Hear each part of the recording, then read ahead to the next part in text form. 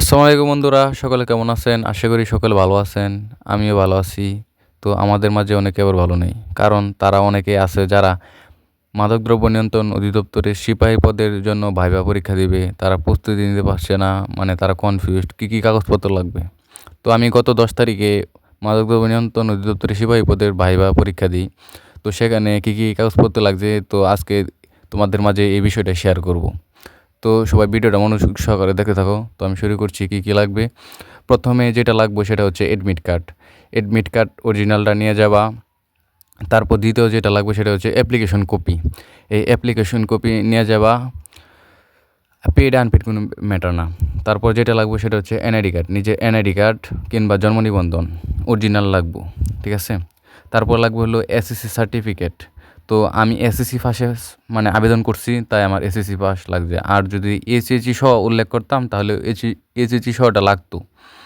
তো আমি SSC base 23। তো আমি আমাদের এসএসসি 2025 সালে দিয়েছি। আমাদের কিন্তু অ্যাডমিট কার্ড মার্কশিট কোনো কিছু আসে নাই, তো আমি দেই নাই।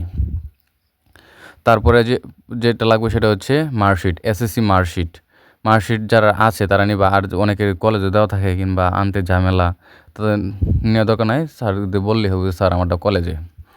এখন জাস্ট তারা দেখবে যে তোমার কাগজগুলা কি আছে কি না, তুমি কি মেট্রিক পাস করছো কি না, এটাই, ঠিক আছে। তারপরে যেটা লাগবে সেটা হচ্ছে তোমার প্রশংসাপত্র থাকলে নিবা, না থাকলে নাই। এগুলো চাকরি হলে পরে লাগবো।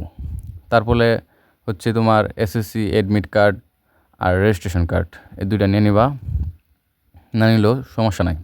তারপরে হলো ইউনিয়ন পরিষদ থেকে একটা নাগরিক ও জাতীয়তা ও নাগরিক সনদপত্র থাকে, ওইটা নিয়ে নিবা।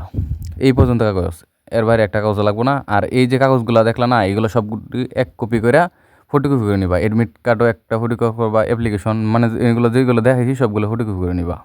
এর বাইরে একটা কাগজ লাগবো না।